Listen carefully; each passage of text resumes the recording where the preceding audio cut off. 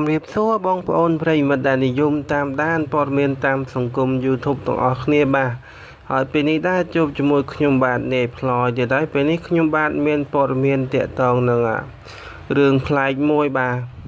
ដែលមានប្រភពគឺមកពីប្រទេសជប៉ុនបាទ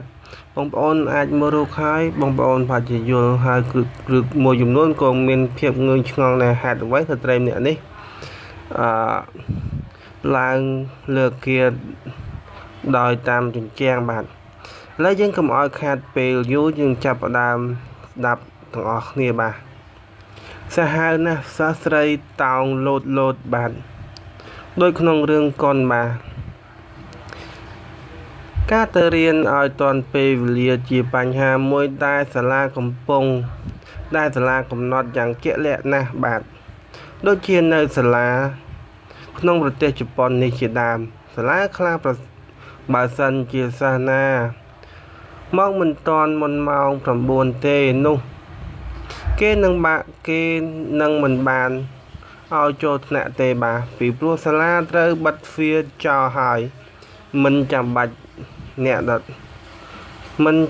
នកទេបាទដោយសារមករៀនយឺតចូលតាមមាត់ច្រកទ្វារមិនបានសាស្ត្រីជប៉ុនម្នាក់លេងក្បាច់ព្រឺព្រួចធ្វើឲ្យសិស្សដតីទៀតទាញទូរស័ព្ទមកថតព្រោះតែនាងចង់តង់ជញ្ជាំងដោយប្រើតែដៃបាទតង់ហក់រហូតបានចូលមកដល់ក្នុងថ្នាក់ដោយក្នុងរឿងបេះបាត់បាននេះជារូបភាពបាទអូនេះដោយសារគាត់មករៀនមិនទាន់ពេលបាទនេះជាលទ្ធផលសិស្សដែលមករៀនមិនទាន់ពេលគាត់ធ្វើបែបនេះដូចនៅក្នុងរឿងបេះបាត់បាទហក់ឡើងតាមបង្អួចបាទនេះជារឿងមួយណាដែលបងប្អូនមិនថាបងប្អូននេះជារឿងនៅជប៉ុនតែបងប្អូននៅខ្មែរសូមគាត់ធ្វើបែបនេះក្រែងលោមានគ្រោះថ្នាក់បាទហើយបងប្អូនអ្នកសិក្សាទាំងអស់ទៅតែគោរពពេលវេលាម៉ោងចូលរៀនជាពិសេសកុំកិច្ចសាលាហើយយ៉ាងណាមិញកុំខ្សែបគប់គ្រឿងញៀនបាទខ្សែបគ្រឿងញៀននាំមកនៅអន្តរាយខ្លួនឯងនិងសង្គមជាតិបាទ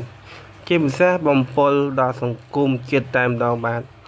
ចឹងព័ត៌មាននេះមានតែប៉ុណ្ណឹងសូមបងប្អូនជួយ like share subscribe ដើម្បីទទួលបានព័ត៌មានថ្មីទៀតបាទសូមអរគុណ